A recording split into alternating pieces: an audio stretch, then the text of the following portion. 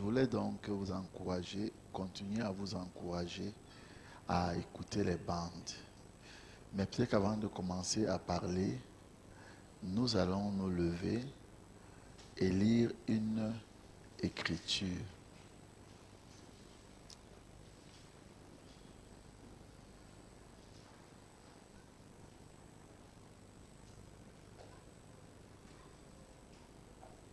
Que le Seigneur vous bénisse.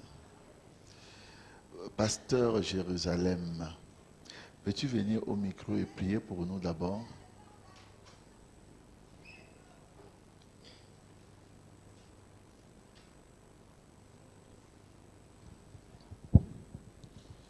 Notre Dieu, notre Père et notre Seigneur, nous sommes reconnaissants et nous sommes émerveillés pour ce témoignage que nous venons d'entendre, car la foi vient de ce qu'on entend, Père. Et tu as voulu instituer ce programme qui existait bien sûr, mais comme tu donnes la nourriture spirituelle au temps convenable, tu as inspiré notre pasteur de nous conduire dans ce programme et d'ailleurs qui est en train de produire des fruits. Nous te sommes reconnaissants pour cela, Père. Et toi qui nous as conduits ce soir, nous croyons que tu vas faire encore beaucoup de merveilles. Et nous nous attendons à toi parce que c'est toi qui conduis les pas des justes et c'est toi qui opères à nous le vouloir et le faire.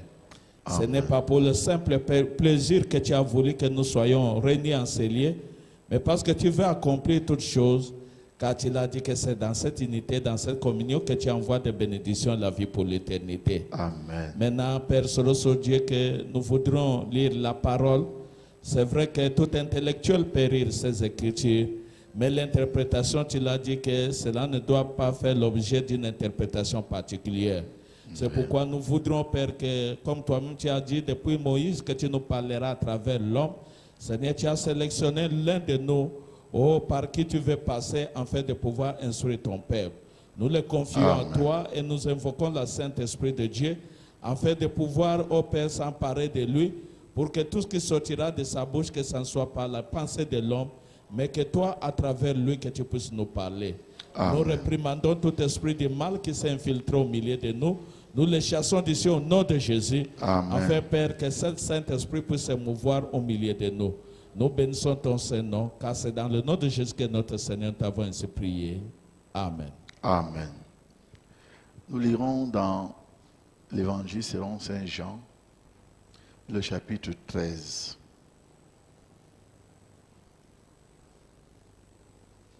L'Évangile selon Saint Jean, le chapitre 13.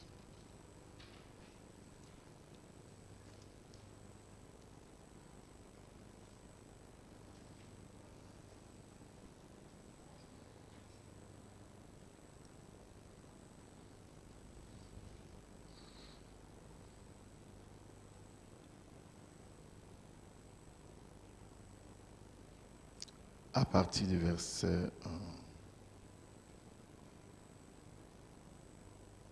Verset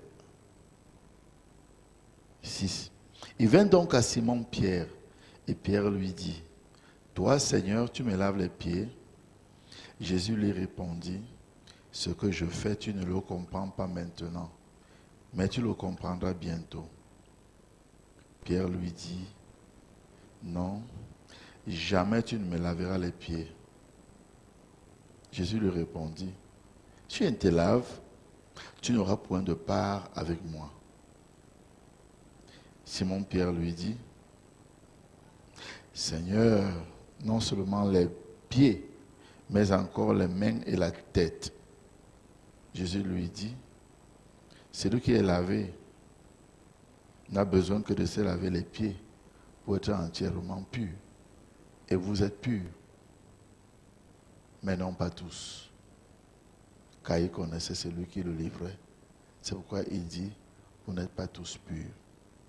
Que Dieu Seigneur bénisse la lecture de sa parole. Asseyons-nous.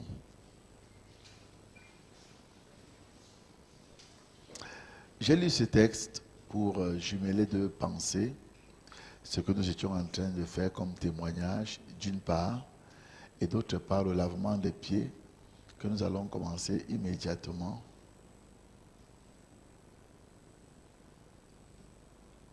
Vous êtes avec moi? J'aborde là un petit thème que nous allons développer dimanche. J'ai dit seulement 2 petits mots ici. Jésus dit à Pierre, celui qui est lavé n'a plus que besoin de se laver les pieds pour être entièrement pur. Et déjà vous êtes pur par la parole.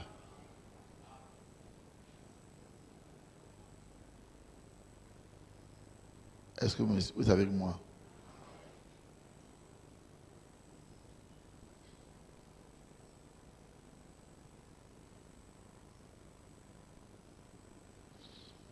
Et vous êtes purs.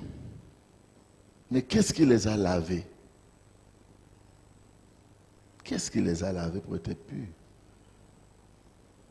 On peut humblement, humainement dire que, ok, ils se sont lavés avant de venir à l'église. Et qu'en route, ils avaient les pieds poussiéreux et Jésus les a lavé les pieds. Pour que la poussière qui a collé sur les pieds en venant soit ôtée. Mais mes bien-aimés frères et sœurs, quand vous méditez profondément, est-ce que c'est seulement ça? Même si c'était que ça, même si c'était ça aussi, mais est-ce seulement cela? Puisqu'il dit, vous êtes purs. Et il dit, si je vous lave les pieds, vous serez entièrement purs.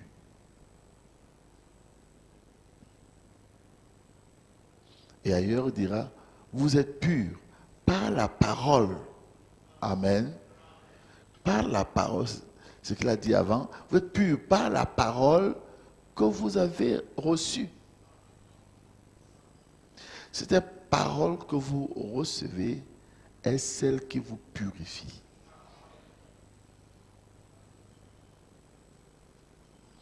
Déjà,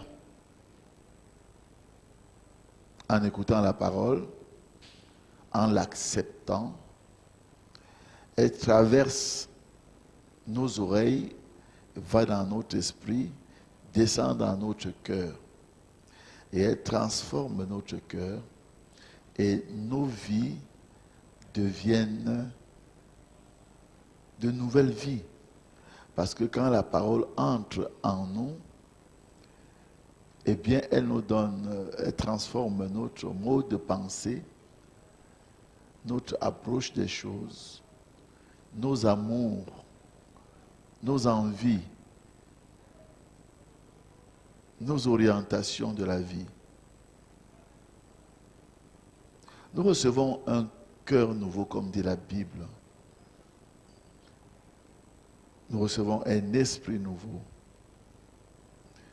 qui font en sorte que nous ne sommes plus réellement ce que nous étions. Bien évidemment, après Dieu vient sceller cela par son Saint-Esprit dans notre esprit nouveau pour que nous puissions être inébranlables. Mais frères, nous sommes tous ensemble, nous nous connaissons. Et ça fait des années et des années et des années que nous sommes ensemble. Ou alors, même si vous êtes seul, mais que vous marchez dans le chemin de Dieu, pouvez-vous dire vraiment que vous êtes purs dans vos cœurs, dans vos sentiments?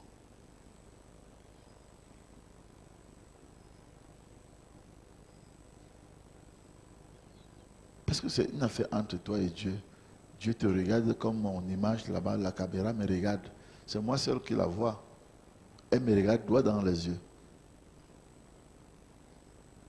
Peux-tu, devant Jésus-Christ, qui viendra juger les vivants et les morts, dire que là où tu es assis, frère ou sœur, tu es pur dans ton cœur?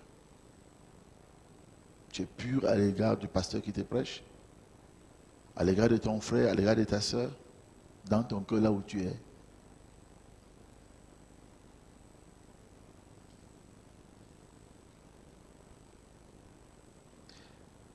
Parce que le lavement des pieds vient pour faire un acte physique, j'allais dire illustratif de l'acte qui s'est passé à l'intérieur. Comme le baptême, qui est un acte physique illustratif de l'acte de conversion, de repentance qui s'est passé à l'intérieur.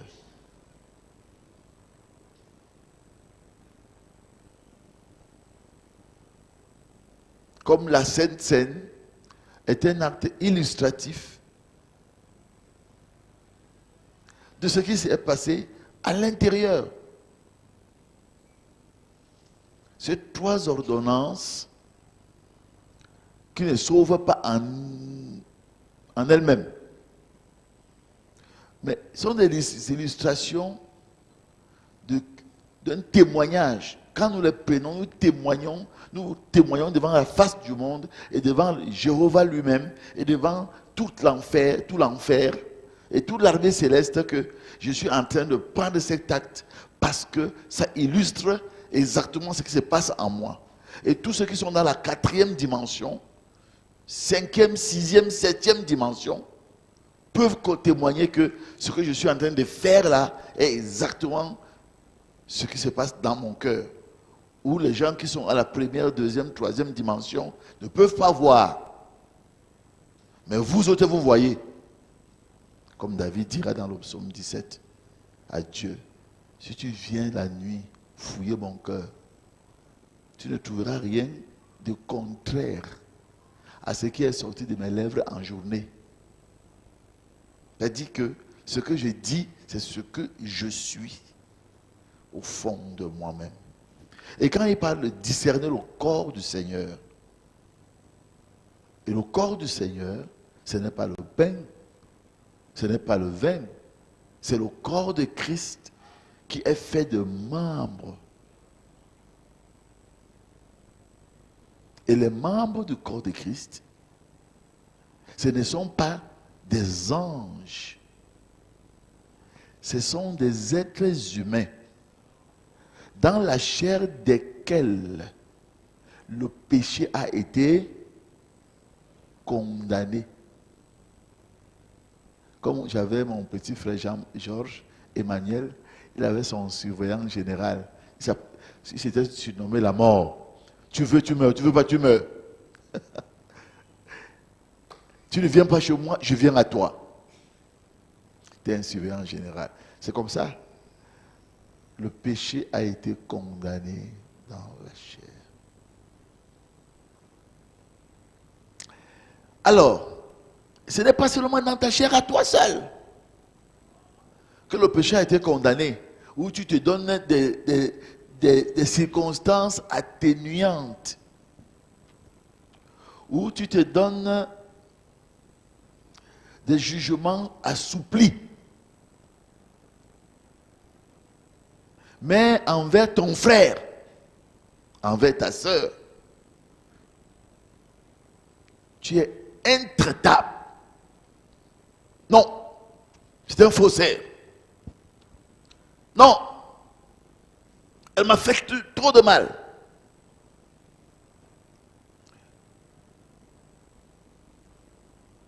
C'est exactement comme ça que nous sommes devant Dieu. Exactement. Frère me dit, mon attitude envers un frère, c'est exactement mon attitude envers Dieu. Car comment peux-tu aimer Dieu que tu ne vois pas, si tu es incapable d'aimer ton frère que tu vois, dit la Bible.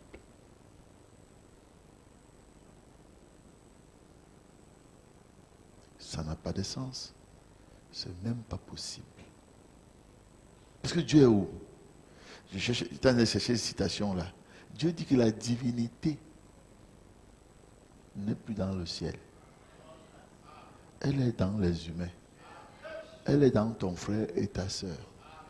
Et pourtant, il commettent de graves erreurs, des fautes, des péchés, des iniquités même parfois. Oui, c'est ça le mystère du salut par la grâce et de la rédemption dans sa totalité et dans la joie. J'ai des citations là, mais c'est dans l'ordinateur, dans l'appareil qui est devant moi. Et c'est ça. Parce que quand on a commis toutes ces choses, Dieu était dans sa justice et dans sa sainteté, dans l'obligation de nous détruire. Le problème, c'est qu'en nous détruisant, il détruisait une partie de lui-même. Et en détruisant une partie de lui-même, il devenait incomplet. Alors, le sachant, il a pourvu d'une rédemption. Et nous sommes désormais appelés la partie amour de Dieu. Celle-là qui sauve, non pas par ses mérites, non pas par ses actes, mais par amour et par grâce. Full stop. Et même la repentance dont vous parlez, qui ici peut se repentir de lui-même? Qui lève la main? Qui peut se convaincre lui-même du péché? Qui lève la main? Mais tu veux que ton frère, lui, se repente. S'il ne se repent pas, il ne le salue pas. Toi-même, tu t'es repenti et tu sais d'où vient l'onction qui amène la vraie repentance.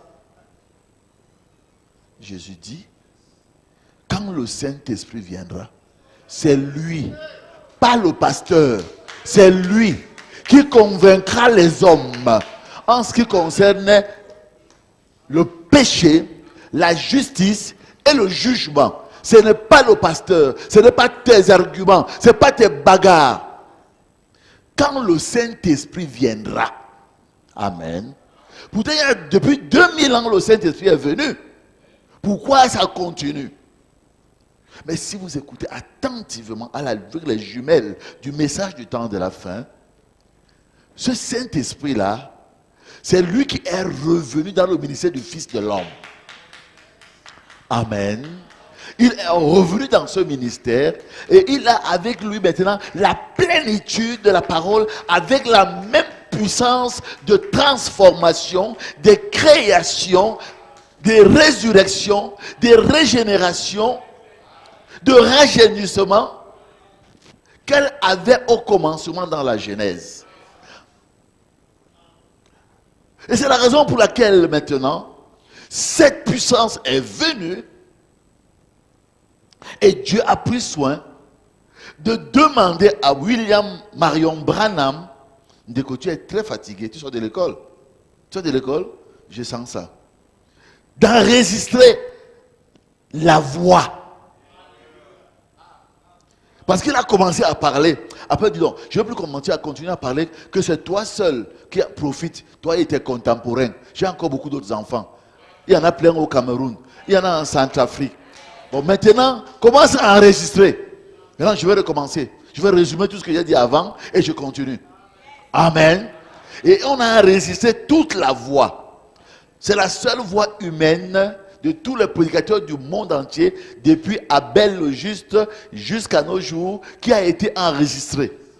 Et ce n'est pas seulement qu'elle a été enregistrée. Maintenant, Dieu, parce que l'homme est limité dans le temps, tu ne peux pas vivre jusqu'à ce que Baouya ait atteint 60 ans. Alors, je vais faire sortir une sémence de toi qui aura ton même ADN. Amen. La même approche, la même vision et qui partage même ton ministère. Et quand cela vient, toi maintenant, tu as la charge de distribuer. Amen. Avant que William Branham ne vienne, beaucoup prêchaient. Avant que Joseph Branham ne vienne, beaucoup distribuaient les bandes. Amen. Mais Dieu a ouvert son ministère de manière telle qu'il a amené non seulement la distribution des brochures, qui sont traduites pratiquement dans toutes les langues de tous les 150 pays du monde aujourd'hui. C'est un exploit qu'il fallait applaudir. Mais il a également mis dans les cassettes, et d'autres faisaient les cassettes avant. Maintenant, il a mis dans les cassettes anglais-français. Il est passé des cassettes, il a mis dans les CD, dans les DVD, dans les VCD, après, dans les cartes multimédia, et dans les puces. Il manque seulement, comme je le connais là, qui mettent dans des puces qu'on implante dans ta tête là, ça joue là-bas tout seul. Alors, qu'est-ce que Dieu cherche en le faisant? Quand le Saint-Esprit viendra, Amen. Et le Saint-Esprit, parce qu'on aura un séminaire à la fin de ce mois, début du mois prochain, sur la parole. Vous allez comprendre. Et vous allez beaucoup de gens dire, oh, on est béni comme ça là. Demandez à vos amis. Demandez à vos amis, pas seulement les frères et sœurs du message, n'importe qui veut, qui sait que c'est la parole qu'il a créée qui vient, il va entendre. Vous verrez la parole créer des choses pour les uns. Parce qu'il faut d'abord comprendre ce que c'est. Parce que, bon, moi, comme je suis avec vous tout le temps, vous ne me suivez pas très bien. J'aimerais qu'une voix étrangère vous parle. Alors, quand le Saint-Esprit viendra, c'est lui qui te convaincra du péché. Tu es marié, tu aimes ton mari, mais il ne peut pas te convaincre. Tu es une chrétienne, tu aimes beaucoup ton pasteur, il ne peut pas te convaincre. Il n'a pas la capacité pour entrer à l'intérieur de ton âme. C'est pas possible.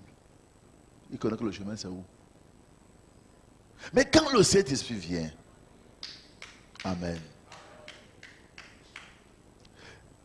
C'est la parole là. Parce que ce n'est pas les doctrines, ce n'est pas les prédications. Les mots, vous disais-je dans ma jeunesse comme pasteur au golf, c'est quoi? C'est le support audible de la parole. Mais les mots ne sont pas la parole. Amen. Au commencement, le français que je parle n'existait pas. Le bassa n'existait pas. Le lingala n'existait pas. Mais la parole existait.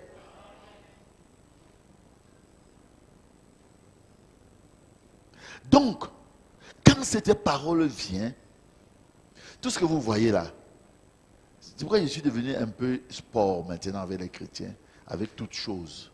Je ne me laisse plus être stressé. Pourvu que je puisse t'amener à aimer les bandes. Je sais ce que ça va donner.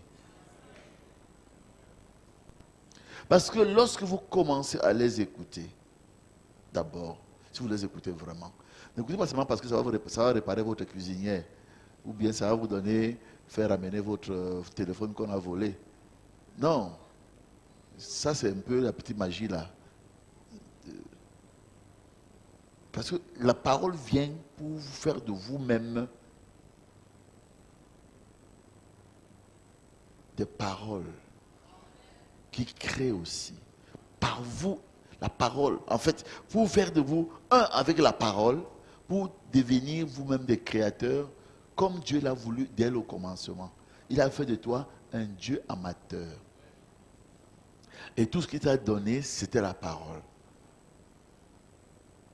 Et il nous a démontré, même dans Marc 11, que ce que tu dis va arriver. Amen. Ça veut dire quoi? Ce que tu vas dire va se manifester. Donc tu deviens aussi un créateur. Et il a démontré, quand il a demandé à William Branham, que veux-tu? Tu es à la chasse. Il dit, je veux 3 écureuils. Alors, dis donc que je veux un écureuil où? Je veux un écureuil ici. Ce n'est pas Dieu qui a prononcé cette parole, c'est William Branham.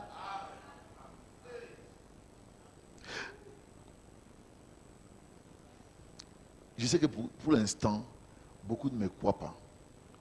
Ils filtrent pour savoir où je vais vous amener. Avant de dire, oui, c'est vrai. Oui, amen.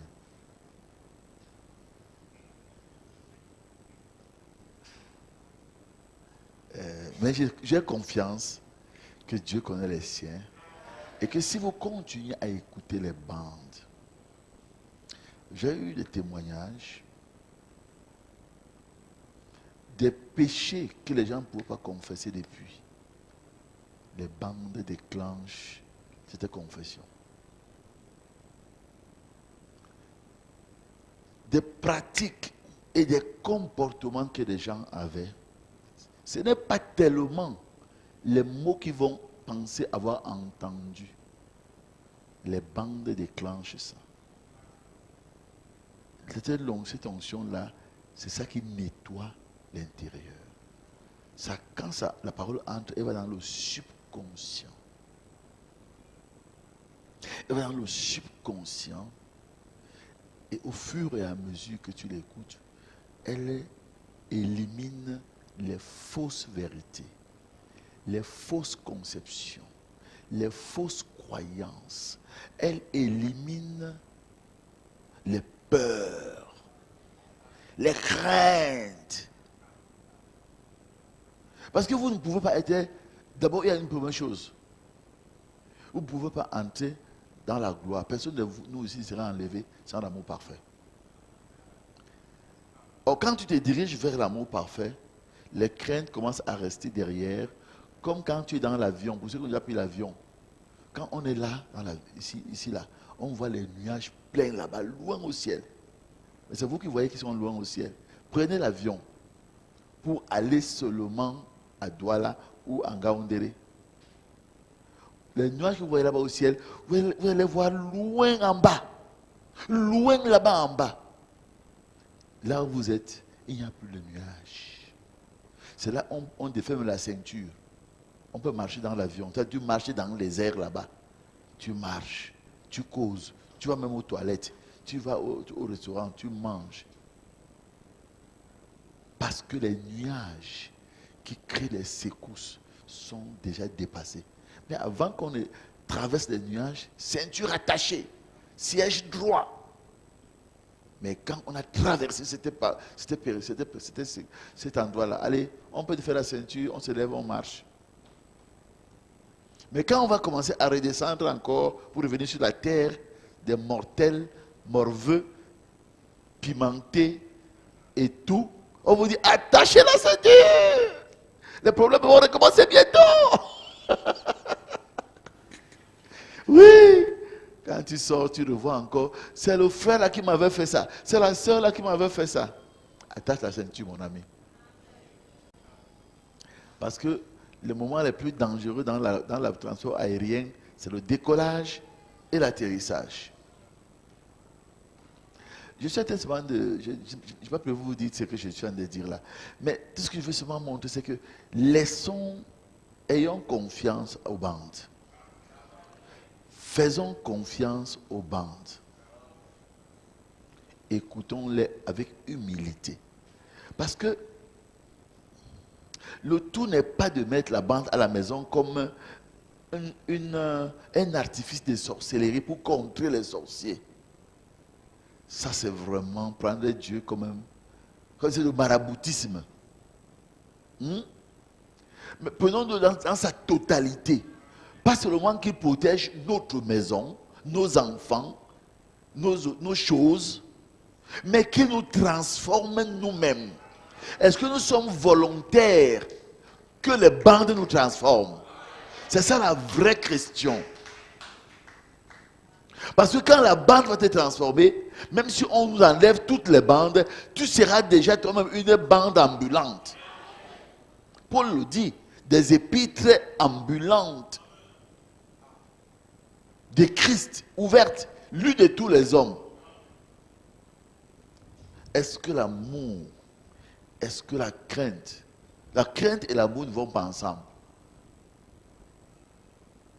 Non, la crainte n'est pas dans l'amour. Pas ça? Mais l'amour parfait.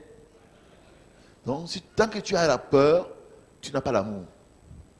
Et on nous a démontré comment est-ce qu'on reconnaît le genre de pensée qu'il y a en nous. Pour connaître le genre de pensée qu'il y a en toi, regarde le genre de sentiment que tu as. Tu vas dire, mais comment regarder le sentiment? Moi, je ne hais personne. J'ai l'amour, je suis gentil, je suis gentil. Ok, attends. Dès qu'on commence à dire, Massama, frère Massama, regarde les sentiments qui sont dans ton cœur. Et ouais, classe. Regarde le genre de sentiments qui sortent dans ton cœur. Quand on cite Massama, regarde le genre de sentiments qui sont dans ton cœur. Tu sauras si tu as l'amour parfait ou pas. Parce que vous avez eu un contentieux avec lui avant.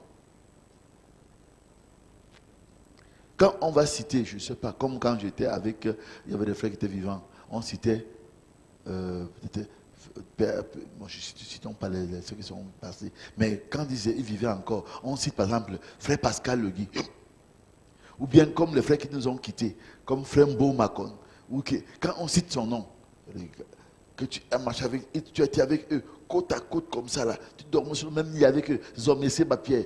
Maintenant, ils te quittent, ils parlent, et partout, ils parlent là-bas, c'est ton nom, c'est ton nom. Quand on cite son nom à côté de toi, regarde ta réaction. Regarde l'attitude de ton cœur. Regarde quelle est la coloration que ton cœur prend. Tu sauras si tu as l'amour parfait ou pas.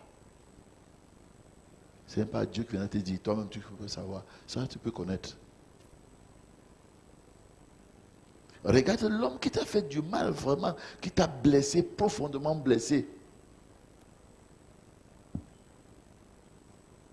Comme les amis de Job. Tu es un menteur, tu es un pécheur dans l'ombre, tu as su cacher ton jeu. Mais voilà, les preuves sont là. Hein? Il a tout beau dire, et ses amis le condamnaient. Il était aigri de ce que Dieu ne lui répond pas. Et ses propres amis le condamnent. Sa femme le décourage. Ses enfants sont morts. Même ses serviteurs l'abandonnent. Il y avait de quoi être aigri. Mais que dit la Bible? Dieu n'a béni et restauré Job que quand Job a pardonné et intercédé de tout son cœur pour ses amis. Alors là, Dieu lui a rendu le double. C'est comme même ma fille Grâce. Il dit que quand l'ange lui a vu, la parole dit que ça fait longtemps que je t'aurais apparu, mais tu avais de la rancune et de l'amertume dans ton cœur contre les gens. Maintenant que ton cœur a été libéré de la rancune et de l'amertume, maintenant je peux t'apparaître. Vous pensez que ça concerne Grâce? Ça concerne chaque chrétien et chaque chrétienne. Et chacun a son niveau d'épreuve. Mes épreuves ne sont pas les vôtres. Et les vôtres sont les vôtres. Ne me demandez pas de porter ma part et votre part. Si vous voulez, quand vous êtes, allez voir Jésus.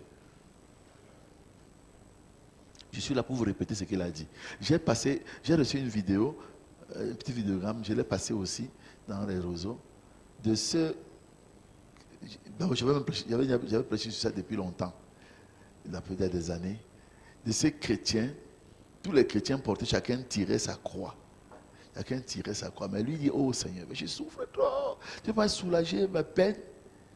Pas de problème, il prend la scie, il coupe la croix. Il part encore. C'est trop. Il coupe encore. Il coupe une aile. Il coupe. Maintenant, sa croix était légère. Il était un champion. Pendant que tous les autres chrétiens gémissent, et tirent. Lui était déjà devant. Je suis enfant de Dieu. Jupe courte, cheveux courts, cheveux roussis, lèvres fardées et tout le reste, les fleurs par-ci, toute vie qu'elle veut. Mais le chrétien, la foi, c'est dans le cœur.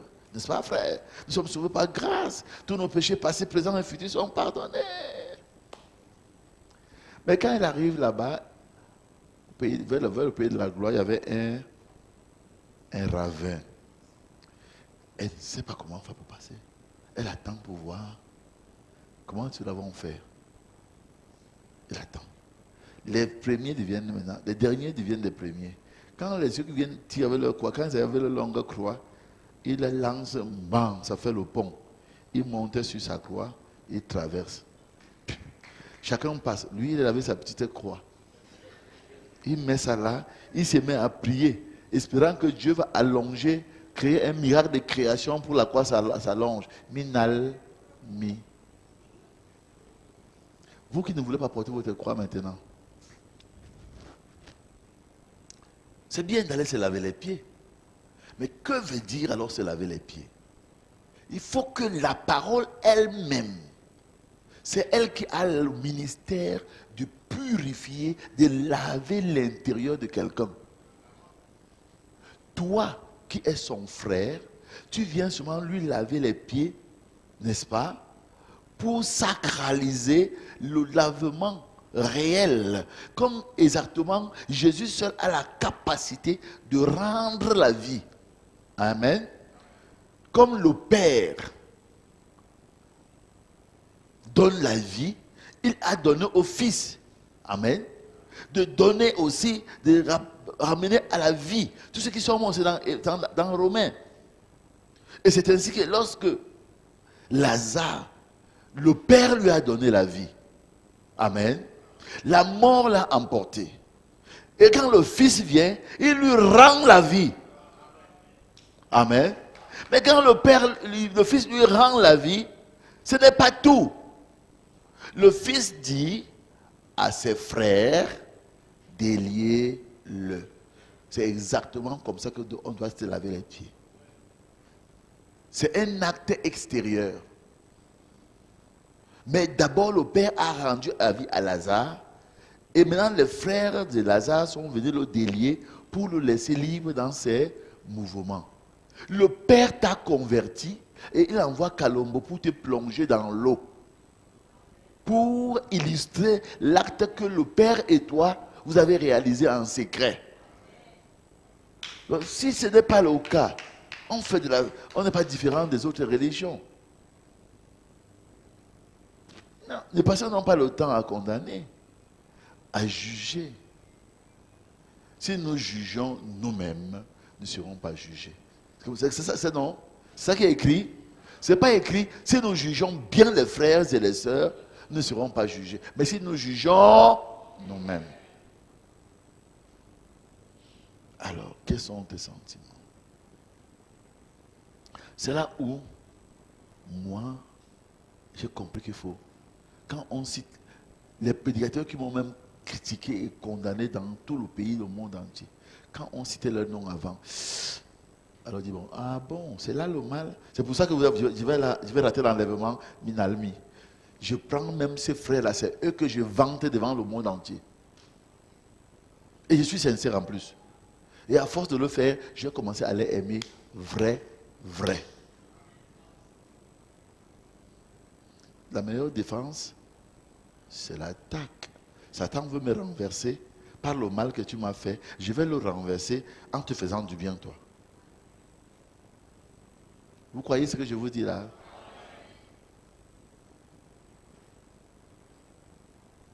Oui. Vous serez champion. Champion. Des vainqueurs. Par la parole, c'est tout. Donc, mais écoutez sa voix. Ça fera de vous un homme et une femme transformés. Pourvu que vous restiez tranquille assez longtemps pour écouter sa voix, comme Samuel l'a fait. Amen. Avant, Samuel écoutait les voix de tout le monde. Mais quand Dieu a commencé à lui faire entendre sa voix, il entendait la voix de son pasteur, mais c'était la voix de Dieu. Dieu avait pris le timbre de voix de son pasteur. Mais quand son pasteur a demandé que la voix que tu entends là, ce n'est pas moi, oh, c'est la voix de Dieu. Quand la parole que je vous prêche là-haut, ce n'est pas mes idées, oh, c'est la parole de Dieu. Là, madame dit, pardon, faites pas attention au messager. Et regardez le message. Oh. Je suis un homme comme vous, un mortel. Je vais mourir un jour. Oh. Mais ce message, il sera écouté des heures et des heures. Des jours et des jours. partout dans le monde entier. Ce que je vous dis ici, là, quand je dis, je prêche, vous dites Amen. Quand la bande sera écoutée dans le monde entier, j'écoutais ça tout à l'heure là, le monde entier sera donc, il y a donc des gens qui ont cru à ce que le monsieur la raconte. On entend les voix de Amen dans la salle. Donc les gens ont cru à ça. Ah, quand même, tout le monde ne peut pas croire à une chose fausse. Donc ça veut dire que c'est vrai. C'est ce qu'il disait tout à l'heure là dans mon salon. Donc, c'est vrai, j'ai mis une bande dans mon salon qui est appelée à jouer 24 heures sur 24, 7 heures sur 7, 7 jours sur 7. Et comme les semaines ne finissent pas, ça doit jouer en permanence, sauf quand Eneo décide le contraire. Mais on rétablit. Amen. Oui. Donc, ça crée une atmosphère. Je devais aller même plus loin, mais par gentillesse, pour ceux qui sont absents, je réserve les autres choses pour notre dimension. Alors, frère, Dieu voulant, parce que effectivement, cette parole a la puissance transformatrice. Qu'est-ce qu'elle ne peut pas transformer? Pourquoi tu penses qu'elle peut te transformer toi et elle soit incapable de transformer ton frère et ta soeur? Mais fais confiance à la parole. Fais confiance, pas à ton frère, pas à ta soeur. Fais confiance à la parole. Veille seulement à ce que ton frère, lui aussi, aime l'écouter. Le jour où il va être transformé, tu ne seras même pas là. Et puis, qu'est-ce qui est plus important? Qu'il soit transformé pour qu'il ne te fasse plus du tort à toi. Comme les sœurs viennent me dire, frère, prie pour mon mari, afin que mon mari se convertisse. Il me tape trop. Donc, ce n'est pas la conversion de ton mari qui t'intéresse. C'est les chicottes que tu fuis. Non. Aime d'abord ton mari pour lui-même. Désire sa conversion pour son bien et pour son salut. Bon, là tu pourras avoir des bénéfices collatéraux. On ne te fouette plus. On te dit chérie, chérie, on te paye des robes. D'accord? Mais ce n'est pas ça que tu dois d'abord rechercher. Chercher premièrement le royaume de Dieu et sa justice. Et toutes les autres choses seront par-dessus. C'est-à-dire que si c'est sur des choses que tu cherches, des frères et des sœurs qui t'aiment, que tu aimes, qui te comprennent, qui te soutiennent, qui parlent bien de toi et tout et tout. C'est pour ça que tu pries Dieu. Oh Seigneur, que le Saint-Esprit descende dans l'église pour que vraiment les frères soient transformés, qu'il n'y ait plus de sorciers dans l'église, qu'il n'y ait plus de sorciers dans l'église, qu'il n'y ait plus de bandits dans l'église, qu'il n'y ait plus de voleurs, les frères qui bouffent l'argent des gens, qui prennent les clients, qui prennent ils prennent des choses en crédit, ne payent pas. Seigneur, vraiment avoir le Saint-Esprit, que la parole les transforme. Ce n'est pas leur bonheur que tu cherches. C'est parce qu'on t'a civilisé. Et tu veux que ça ne continue plus. C'est pourquoi tu pries comme ça. Prie pour le bonheur de ces gens-là. Priez pour vos ennemis. Bénissez ceux qui vous maltraitent. Faites du bien à ceux qui vous font du mal. Et vous serez comme votre Père dans les cieux. Alors quand Dieu verra que tu le pries sincèrement, pas pour toi, pas pour un arrière-pensée de vengeance ou de confort, mais c'est parce que tu veux vraiment que ton frère, ta soeur, ton père ou ta mère ou tes voisins qui t'ont voulu une partie du terrain, qui lancent les cailloux sur ta toiture, que eux aussi soient sauvés. Alors tu pourras dire, Père, pardonne-leur, car ils ne savent pas ce qu'ils font. Et quand tu le dis de tout ton cœur, le même Dieu qui a exaucé Job, qui a exaucé son serviteur Jésus, t'exaucera aussi. Parce que tu prouves par cette prière vraie et sincère que toi-même tu es transformé par la voix de Dieu. Mais tant que tu n'es pas encore transformé par la voix de Dieu, ne critique pas les autres. L'église est un grand hôpital. Dans l'église, il y a des lépreux. Dans les hôpitaux, il y a les lépreux, les tuberculeux, les cancéreux, les sidéens, les paludéens, les gens qui ont les bronchites, la toux, les gens qui ont des petites maladies, des grosses et petites, tout genre de maladies. Les gens qui ont les hémiplégies, Les gens qui sont des deux pieds paralysés, hein, ne t'inquiète pas mon fils. Les gens qui ont tout genre, il y a des sourds, des muets, des aveugles. Tout ça, c'est dans les hôpitaux qu'on trouve. Et l'église est un hôpital. Puisque notre pasteur s'appelle le grand médecin. Il n'y a pas de médecin sans malade. Alors pourquoi toi, tu as telle maladie, tu connais tout qu'il y a une autre maladie. Jésus dit, c'est Pierre, c'est Jacques qui dit, toi qui condamnes le voleur, alors que toi tu mens. C'est le même Dieu qui a dit, tu ne voles pas, et l'homme dit, tu ne mens pas. Vous êtes tous des transgresseurs de la loi. Frère, je dis ça pour que vous aimiez les uns les autres. Et ne m'empêchez pas d'aimer un frère d'une soeur. Et que personne ne vous empêche de le faire. Parce que quelqu'un se met en votre chemin, il vous fait du tort. Frère, sœur, quand un frère vient te raconter ce qu'on a dit sur toi, est-ce qu'il te rend service? Puisqu'il va mettre de l'amertume dans ton cœur. Et que dit la Bible? Que dit le message? Quand l'amertume vient dans ton cœur, le Saint-Esprit te quitte. Alors que c'est à toi qu'on a fait du tort. Ce n'est pas celui qui t'a fait du tort qui perd le Saint-Esprit. C'est toi qui as accepté l'amertume. Et qui aimerait perdre la communion avec le Saint-Esprit ce soir. Nous sommes venus pour la rétablir, n'est-ce pas? Alors évacuez donc de vos cœurs, avant qu'on aille dans le repas du Seigneur, tous les sentiments. Oh Dieu, oui, du temps de Noé, grand était le péché, les mauvais sentiments régnaient à tout instant. On pouvait toujours voir leur méchant, c'était noir. Seul Noé craignait l'Éternel. Oh oui, c'est sûr. Il restait pur. Jamais on ne le vit marcher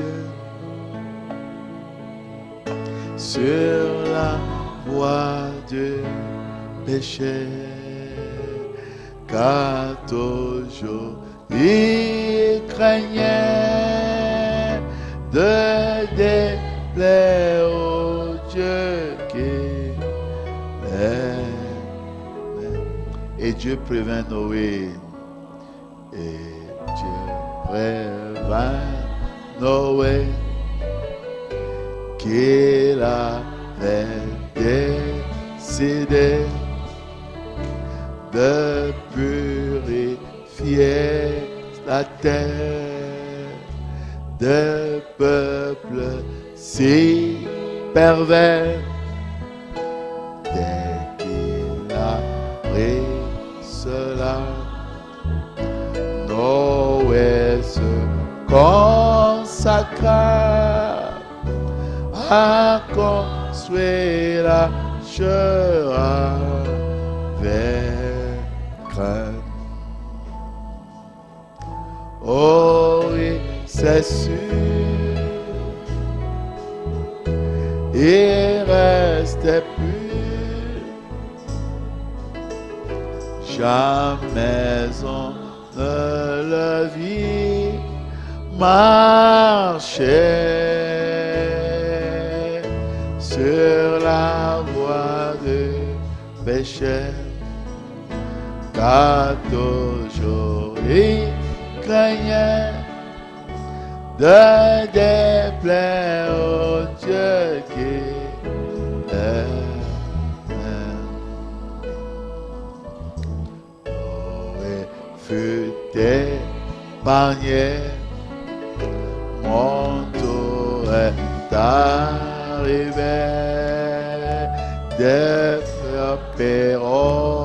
fléaux qui vont venir bientôt. Oui, je veux d'être vrai, afin qu'avec respect, ce qui m'entoure dès un jour. Oh oui, c'est sûr, ça me reste plus, jamais on ne le vit marcher sur la voie du péché, car toujours je craignais de déplaire au Dieu qui l'aime. Oh oui, c'est sûr, oh oui, c'est sûr, oh oui, c'est sûr, oui, c'est sûr, il reste plus, jamais on ne le vit marcher sur la voie du péché, car toujours je craignais de déplaire au Dieu qui l'aimait. Mes chers amis, le monde nous observe. Jésus a dit, non, Paul, dans les Hébreux, puisque nous sommes environnés d'une si grande nuée de témoins, débarrassons-nous de tout fardeau et du péché qui nous enveloppe si facilement. Il y a des fardeaux que vous portez que Jésus a déjà dit que c'est lui qui les porte. Mais vous faites comme ces paysans ivoiriens qui traversaient un jour, voulait traverser la rivière avec son fagot de bois sur la tête.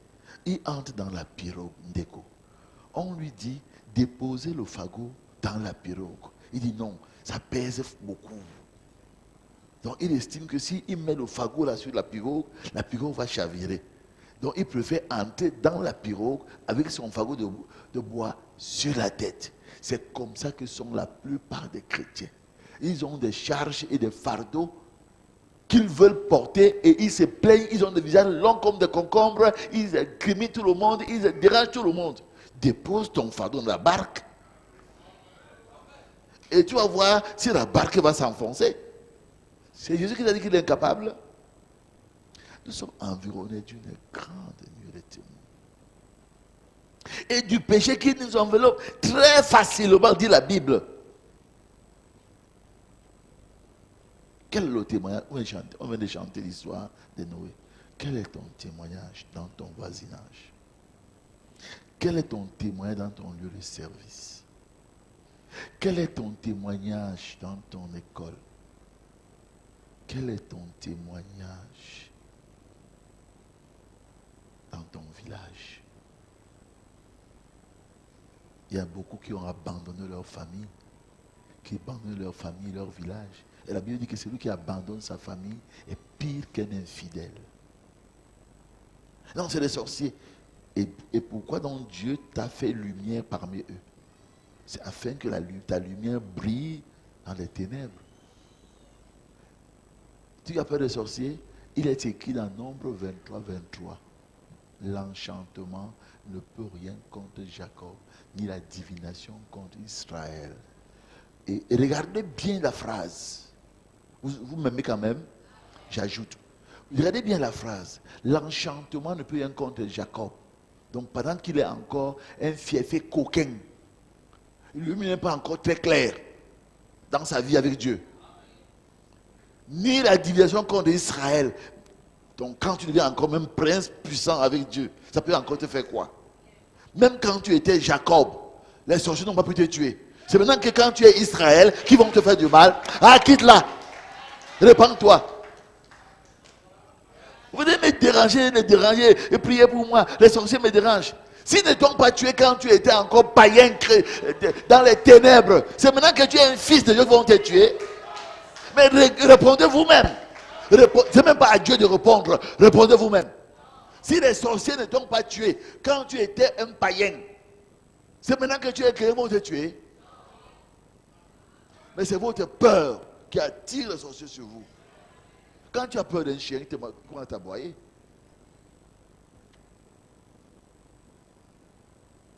Ah frère, que vous dirais-je mes enfants? Mon cœur est plein. J'espère que Dieu fera son œuvre. C'est lui qui a la capacité de transformer les cœurs. Il y a beaucoup de choses, mais que je m'arrête là. Que Dieu vous bénisse.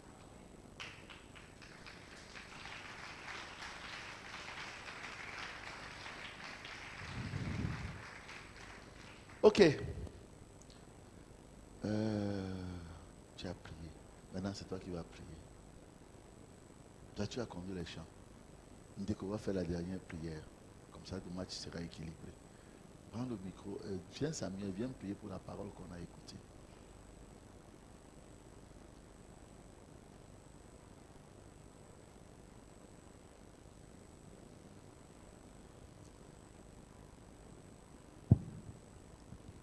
Adorable Père Céleste, notre Seigneur Jésus, c'est toi qui nous as créés et ta parole dit que tu nous as connus dès avant la fondation du monde.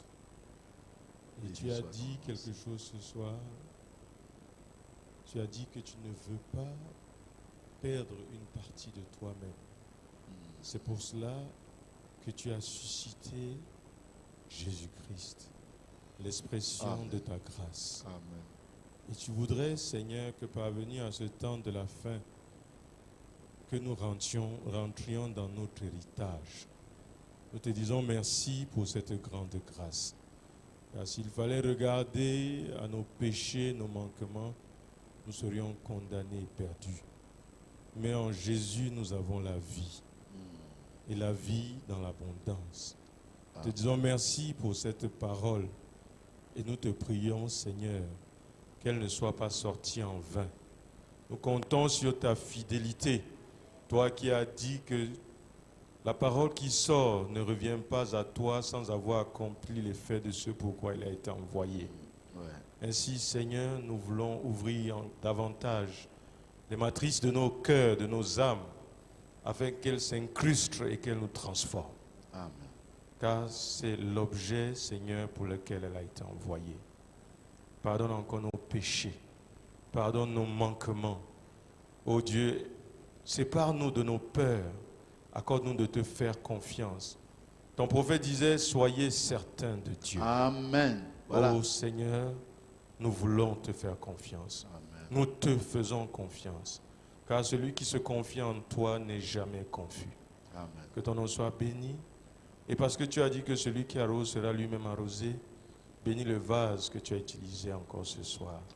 Oins-le davantage pour notre bien, pour notre épanouissement. Nous te le demandons au nom de Jésus-Christ. Amen. Amen.